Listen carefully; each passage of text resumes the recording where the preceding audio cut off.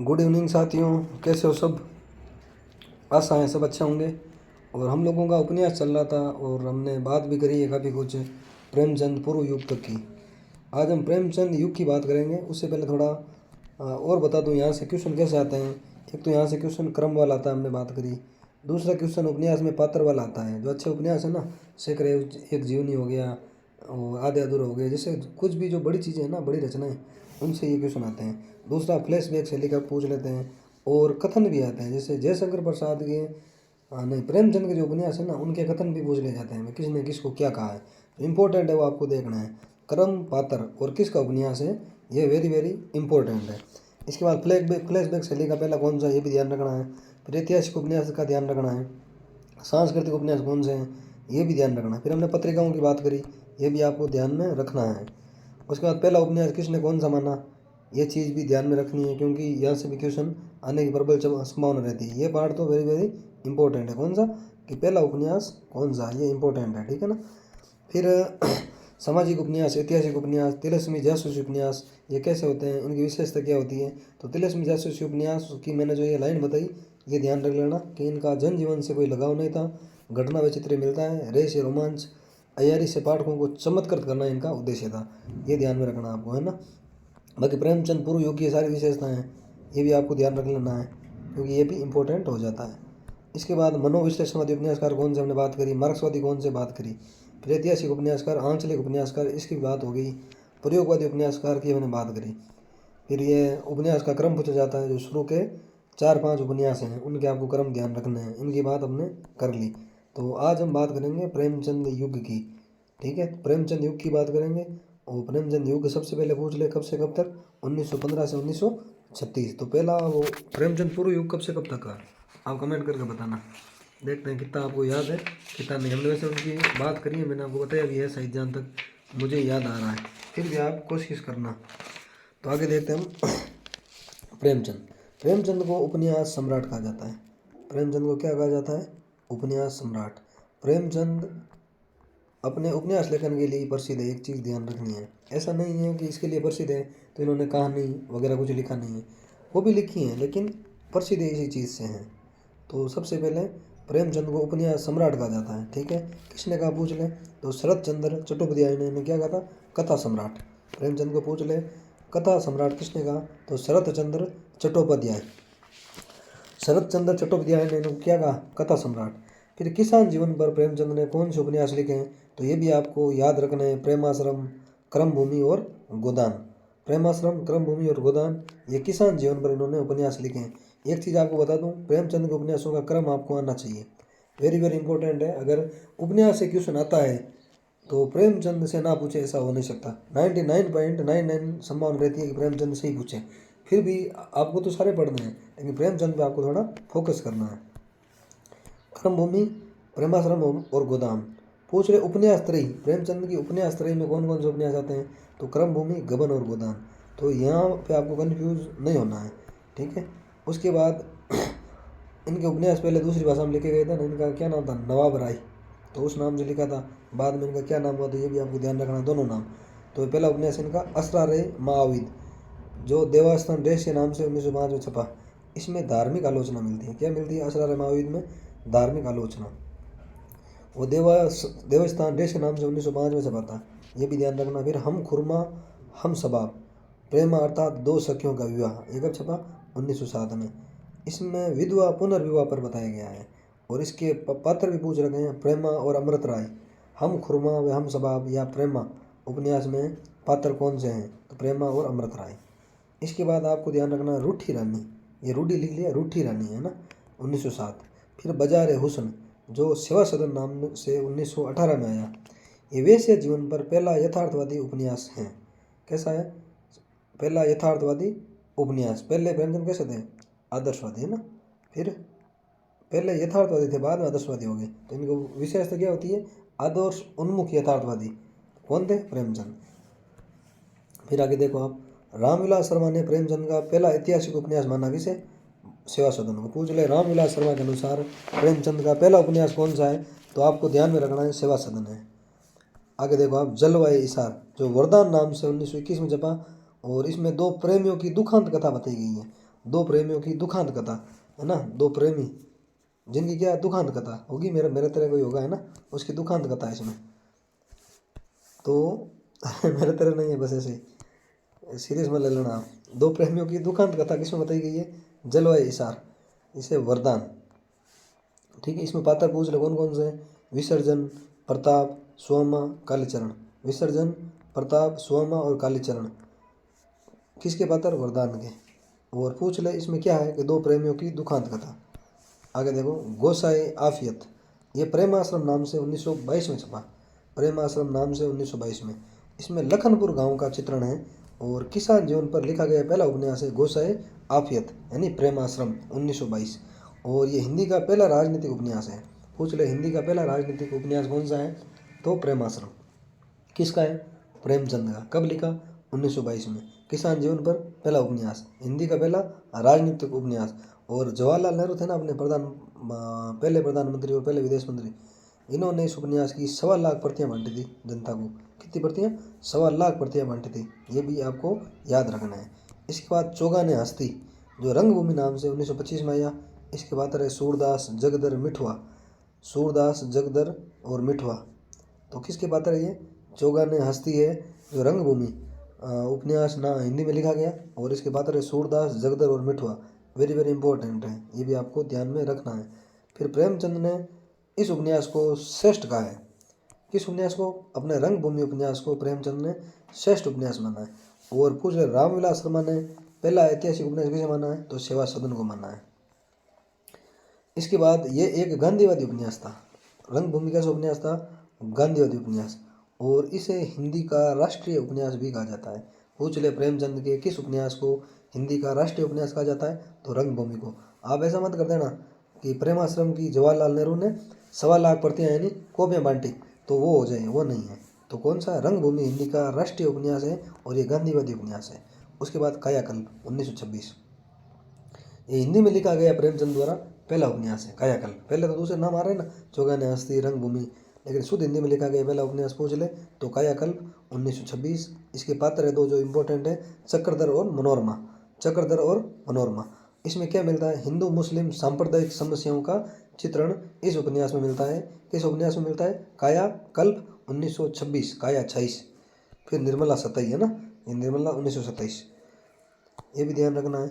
दहेज प्रथा व अनमेल विवाह पर लिखा गया प्रेमचंद का कौन सा उपन्यास है? ऐसे पूछ लें तो निर्मला। देखो काम काम की चीज़ें मैं यहाँ बता रहा हूँ, ना ज़्यादा ना कम।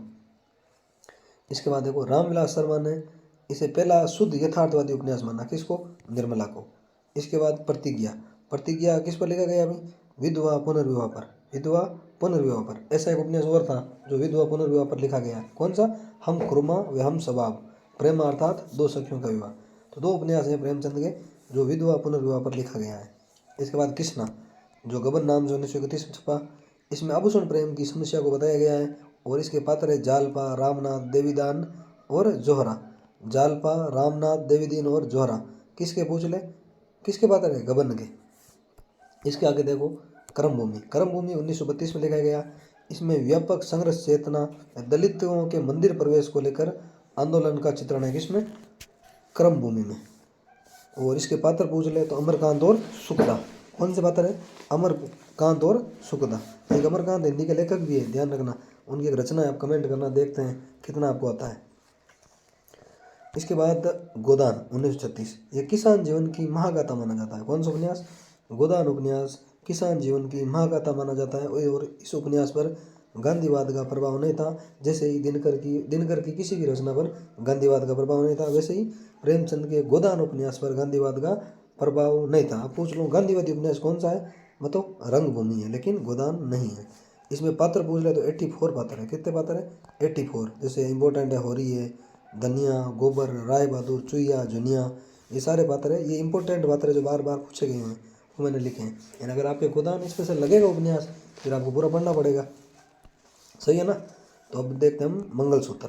ये 1937 में आया, जो अपूर्ण था क्योंकि प्रेमचंद की डेथ हो गई थी। फिर पूरा किसने किया? 1948 में अमृत राय ने। किसने पूरा किया? अमृत राय ने। और अब मैं आपसे एक क्वेश्चन पूछूं कि प्रेमचंद ने अपने किस उपन्यास को बेहतरीन नोवेल कहा है? ये क्वेश्चन अभी पूछा गया। प्रेमचंद ने अपने किस उपन्यास को बेहतरीन नोवेल कहा? बताओ, सोचो। बेहतरीन नॉवल। बेहतरीन नॉवल किसे कहा है? तो आपको याद रखना है सेवा सदन को। किसे कहा है? सेवा सदन को प्रेमचंद ने बेहतरीन नॉवल कहा है, जिसे रामविलास शर्मा ने पहला फर्स्ट या प्रथम या पहला ऐतिहासिक उपन्यास माना था। ये भी आपको ध्यान में रखना है। चलो, प्रेमचंद इंपॉर्टेंट है। प्रेमचंद के उपन्यासों का क्रम, पात्र और हो सके तो इनके कथन भी थोड़े थोड़े आप देख लेना कहीं से भी, और नहीं तो मैं रिवीजन करूँगा वापस। ये तो अभी एक ट्रेलर है, हम अच्छे से और देखेंगे इन चीज़ों को, क्योंकि एक बार क्या मैं तो कंटेंट टाइप कर रहा हूँ तो उस हिसाब से टाइप हो जाए, तो उसके बाद हम और चीज़ें देखेंगे। आपको कहीं से पढ़ने की ज़रूरत नहीं रहेगी। फिलहाल आप अपने बेस पे तैयारी करते रहो, और हमारी कोशिश रहेगी जल्द हम भी कुछ और नया लेके आएंगे। कुछ कंटेंट मतलब इसको भी कम करेंगे और थोड़ा बहुत बढ़ाएंगे भी। मतलब भाई आप सोचो कम भी करोगे बड़ा होगा कैसे? क्योंकि जो बिना काम की चीज़ें वो हटा देंगे और जो काम की चीज़ें वो लिख देंगे, तो घटना और बढ़ना दोनों हो गया ना। तो ऐसे ध्यान रखना है। फिर है जयशंकर प्रसाद। जयशंकर प्रसाद पॉपुलर क्यों आपसे पूछ ले, हिंदी की स्टूडेंट हो आप। जयशंकर प्रसाद फेमस अपनी कौन सी विधा के लिए? ये नाटकों के लिए फेमस है। किसके लिए? नाटक के लिए। जैसे प्रेमचंद उपन्यास के लिए फेमस है ना, जयशंकर प्रसाद अपने नाटकों के लिए फेमस है। फिर भी इन्होंने 3 उपन्यास लिखे हैं जो आपको ध्यान में रखना है। बताओ कौन कौन से? कंकाल, तितली, इरावती। कंकाल, तितली, इरावती किसके हैं? जयशंकर प्रसाद के। लेकिन ये इसके कारण फेमस नहीं थे, उपन्यास के कारण। फिर भी ये क्वेश्चन आता है, कंकाल, तितली, इरावती। कंकाल में क्या मिलता है? ये कंकाल उपन्यास प्रेम और सेक्स पर लिखा गया है। प्रेम व सेक्स पर लिखा गया है। कौन सा उपन्यास? कंकाल। और इसमें पाप व पुण्य को बताया गया है। क्या बताया गया? पाप और पुण्य को बताया गया। ये दोनों क्वेश्चन आ रखे हैं। प्रेमचंद का कौन सा उपन्यास? नहीं, प्रसाद का कौन सा उपन्यास प्रेम व सेक्स पर आधारित है? तो कंकाल। और पाप और पुण्य पर भी आधारित पूछ ले कोई उपन्यास तो वो भी कंकाल है। तितली। फिर इरावती। इरावती उपन्यास प्रसाद का ऐतिहासिक उपन्यास है। कैसा है? ऐतिहासिक। ऐतिहासिक। और ये अधूरा उपन्यास है। कैसा है? अधूरा उपन्यास। एक चीज़ मैं आपको और बता दूं, एक क्वेश्चन और आता है, निम्न में से कौन सा अधूरा उपन्यास नहीं है? जैसे मंगलसूत्र आ गया प्रेमचंद्र का, फिर इरावती आ गया प्रसाद का, तो अधूरा उपन्यास भी आपको ध्यान में रखना है। तो सारे आपको नाम ध्यान रहे ना, तो क्वेश्चन कैसा भी है आप कर लोगे। पूछ ले भाई अधूरा कौन सा था, आपको बता दो तो अधूरा हमारे सामने आ गई। आगे और आएंगे तो और देख लेंगे। तो कम पढ़ना है, अच्छा पढ़ना है, और बार बार पढ़ना है, और बढ़िया पढ़ना है। ठीक है, चलो आगे बढ़ते हैं। पंत। कौन से पंत? सुमित्रानंदन पंत। इनका उपन्यास है हार। क्या है? हार, जो 1960 में आया। इंपॉर्टेंट है, 4-5 बार पूछा गया है। और इनकी आत्मकथा क्या है? 60 वर्ष एक रेखांकन। 60 वर्ष एक रेखांकन सुमित्रानंदन पंत की आत्मकथा है। एक क्वेश्चन कल इंटरव्यू में पूछा गया था, अच्छा क्वेश्चन है, आप मुझे आंसर देना कि भाई, एक मिनट है ना। क्वेश्चन ऐसा था कि भाई द्विवेदी युग के नाम पे, द्विवेदी युग का नामकरण होगा द्विवेदी जी के नाम पे। ठीक है, भारतेंदु के नाम पे भारतेंदु युग नाम पड़ा, लेकिन छायावाद का नाम ऐसा तो नहीं पड़ा, निराला युग या पंथ युग, महादेव युग। बताओ इसका मुझे कारण बताना। अच्छा क्वेश्चन है, इंटरव्यू में कल ही पूछा गया है। ठीक है, कि भाई छायावाद का नाम किसी व्यक्ति विशेष के नाम पर क्यों नहीं हुआ, ये आपको बताना। क्योंकि भारतेंदु युग का नाम भारतेंदु के नाम पे भारतेंदु युग हो गया, द्विवेदी युग का नाम द्विवेदी के नाम पे द्विवेदी युग हो गया, लेकिन छायावाद का नाम छायावादी क्यों हुआ? ठीक है ना, कि उनके नाम पे क्यों नहीं हुआ, ये मुझे बताना आपको। ठीक है ना, याद करके बताना आप। और एक क्वेश्चन और था, बोल्ड लेखन किसे कहते हैं? ये भी आप कमेंट करना, बोल्ड लेखन किसे कहते हैं? ये भी कल के इंटरव्यू का क्वेश्चन है असिस्टेंट प्रोफेसर का। बोल्ड लेखन किसे कहते हैं? ये भी आप कमेंट करके बताना, देखते हैं कितना ज्ञान है आपको। चलो आगे बढ़ते हैं। फिर अब हम पढ़ रहे हैं निराला। निराला कौन से? सूर्यकांत त्रिपाठी निराला। इनके उपन्यास इंपॉर्टेंट है, जो कई बार पूछे गए हैं। इस चोटी की पकड़ तो पता नहीं कितनी बार पकड़ा है इसने, आरपीसी ने, कई बार ये क्वेश्चन आता है। फिर पहला उपन्यास इनका अप्सरा, फिर अलका, फिर निरुपमा। अप्सरा, अलका, निरुपमा, प्रभावती, कुल्ली बाट, बिल्लेसुर, बकरिया, चोटी की पकड़, सारे महत्वपूर्ण हैं। और कह देता हूँ, तो इनको ध्यान में रखना है। अप्सरा, अलका, निरुपमा, प्रभावती, कुल्ली बाट, बिल्लेसुर, बकरिया और चोटी की पकड़। पूछ लें ये किसके उपन्यास है? तो ये सूर्यकांत त्रिपाठी निराला। एक मिनट है ना, ये निराला जी के उपन्यास है। इसके बाद आगे देखते हैं, इनके कुछ अधूरे उपन्यास है। देखो, चमेली, काले कारनामे और इंदुलेखा, ये सुमित्रानंदन पंत के अधूरे उपन्यास हैं। कुछ बातें अधूरी है ना। तो चमेली, काले कारनामे, इंदुलेखा। अब मैं आपसे एक क्वेश्चन पूछूं, निम्न में से कौन सा उपन्यास अधूरा नहीं है? चमेली, काले कारनामे, इंदुलेखा, मंगलसूत्र, इरावती, सेवा सदन। तो कौन सा नहीं अधूरा? सेवा सदन। तो ऐसे आपको ध्यान में रखना है। अब हजारी प्रसाद द्विवेदी। हजारी प्रसाद द्विवेदी का बचपन का नाम था बैजनाथ। क्या नाम था? बैजनाथ। और इनका वास्तविक नाम था व्योमकेश दरवेश। क्या नाम था वास्तविक? व्योमकेश दरवेश इनका वास्तविक नाम था और बचपन का नाम बैजनाथ था। अपने उपन्यास को इन्होंने क्या कहा है? गप कहा है। पूछ ले किसने अपने उपन्यासों को गप कहा है?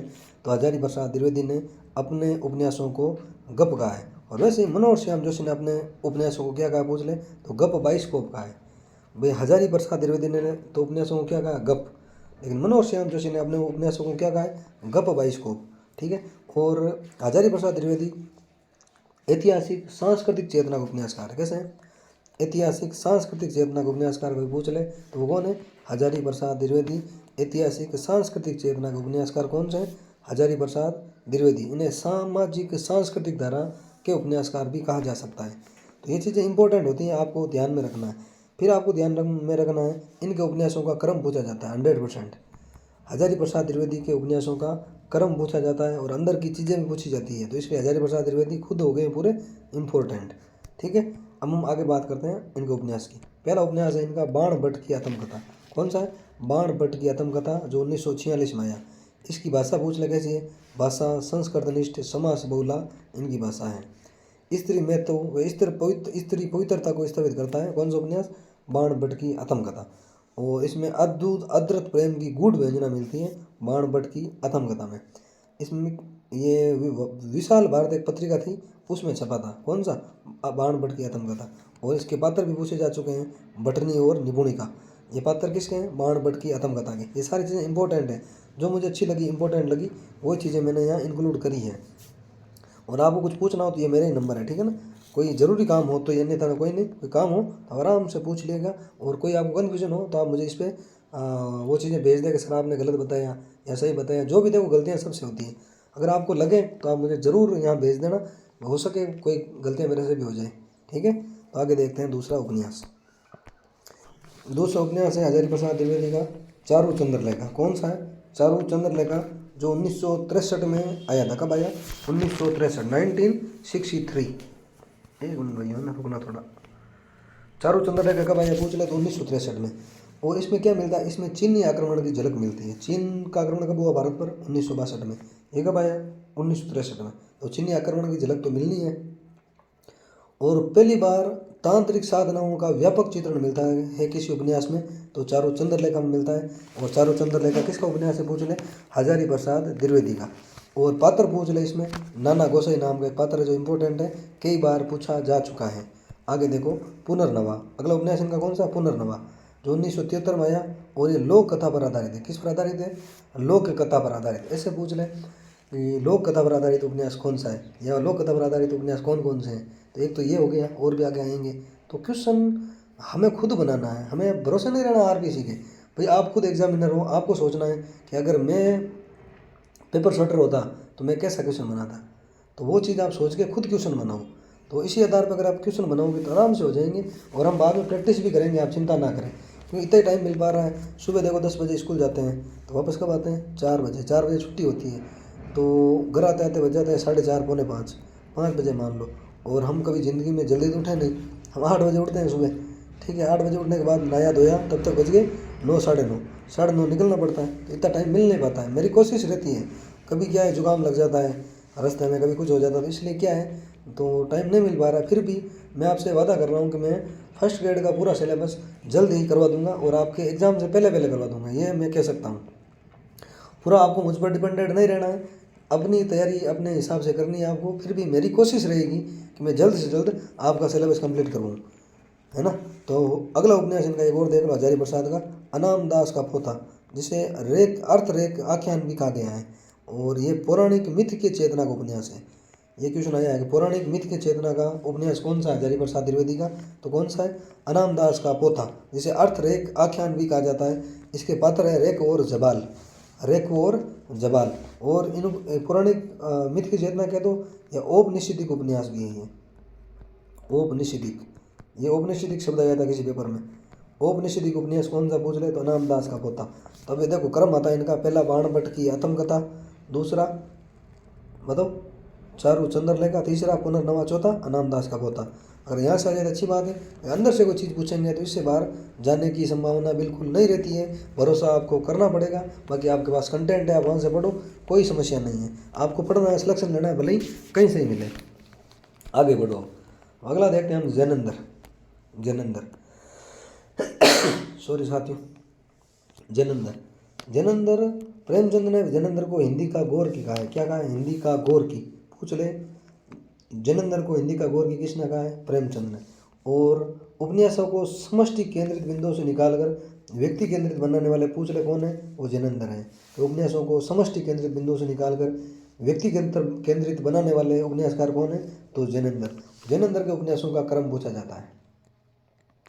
जैनेंद्र के उपन्यासों का क्रम पूछा जाता है, ये आपको ध्यान रखना है। पहला उपन्यास इनका है परख, दूसरा सुनीता, तीसरा त्यागपत्र, चौथा कल्याणी, पांचवा सुखुदा, फिर विवर्त, व्यतीत, जयवर्धन और मुक्तिबोध, फिर अनाम स्वामी और दशार्थ। ये इनके उपन्यास है, सारे याद करने, क्रम पूछा जाता है और इम्पोर्टेंट भी है।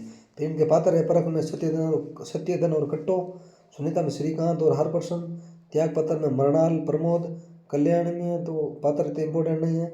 बाकी ये जयवर्धन ये डायरी शैली में लिखा गया है, ये भी आपको ध्यान रखना। और मुक्तिबोध साहित्य अकादमी पुरस्कार मिला मुक्तिबोध उपन्यास पर। अब मुझे बताना इस मुक्तिबोध उपन्यास की क्या विशेषता है? एक विशिष्ट विशेषता है। अगर आप पढ़ने वाले स्टूडेंट हो तो आप जरूर बता दोगे, मैं वेट करूँगा कमेंट का। और इसमें पात्र है सहाय, नीलिमा और राजेश्वरी, सहाय, नीलिमा और राजेश्वरी।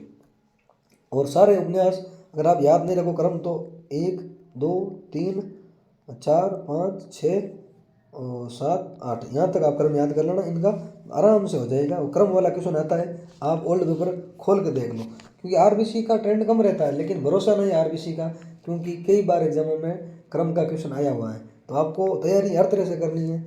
ईजी से ईजी क्वेश्चन भी गलत नहीं होना चाहिए और हार्ड से हार्ड क्वेश्चन भी गलत नहीं हो जाए, गलत तो होना ही नहीं चाहिए। ठीक है, कोशिश करनी है आपको भी गलत नहीं करना है। फिर आ जाओ अज्ञेय, सच्चिदानंद, हीरानंद, वात्सायन, अज्ञेय, इनका नाम ध्यान रखना। पहला एक पेपर में पूछ लिया अज्ञेय का पूरा नाम क्या है, हीरानंद को इधर घुसा दिया, सच्चिदानंद को उधर घुसा दिया, तो आपको ध्यान रखना है सच्चिदानंद, हीरानंद, वात्सायन, अज्ञेय, ये क्रम है ना। सच्चिदानंद, हीरानंद, वात्सायन, अज्ञेय, SHV है, ऐसे याद रख लेना। क्योंकि कई बार के क्रम इधर उधर कर देते हैं तो समस्याएं आती है। फिर इनका उपन्यास है शेखर एक जीवनी, जो 1941 से 1944 में लिखा गया। और इसके बारे में एक अच्छा कथन है, नामवर सिंह ने कहा कि शेखर एक जीवनी को मैं 5 महत्वपूर्ण उपन्यासों में मानता हूँ। नामवर सिंह ने ये कहा था, क्या कहा था, ये भी किसी पेपर में आया। नामवर सिंह ने क्या कहा कि शेखर एक जीवनी को मैं 5 महत्वपूर्ण उपन्यासों में मानता हूँ। कौन मानते भाई? नामवर सिंह। शेखर एक जीवनी को 5 महत्वपूर्ण उपन्यासों में मानने वाले कौन है? नामवर सिंह। अब इनके उपन्यास देखो, शेखर एक जीवनी पहला उपन्यास, इनका भी क्रम आता है, आगे का भी क्रम पूछा जाता है। अब हम क्रम बाद में देख लेंगे, पहले इसमें क्या हुआ देख लो। इसके 2 भाग हैं, पहला उत्थान, दूसरा संघर्ष। पहला कौन सा? उत्थान, दूसरा संघर्ष। इसके फिर उपभाग है, उषा और ईश्वर, बीज व अंकुर, प्रकृति व पुरुष, पुरुष व परिस्थिति, ये हो गया। फिर संघर्ष दूसरा भाग, इसमें पुरुष और परिस्थिति, बंधन और जिज्ञासा, शशि व शेखर, धागे, रस्या व गुंजर। मतलब इसके बाद था ना अपने जैसे एकांकी में अंक, वैसे इसमें अलग अलग भाग हैं। और इसमें आपको और ये ध्यान रखना है कि शेखर एक जीवनी शैली में लिखा गया पहला उपन्यास है। शेखर एक जीवनी शैली में लिखा गया पहला उपन्यास है। और हिंदी का पहला मनोवैज्ञानिक उपन्यास है, पूछ ले कौन सा?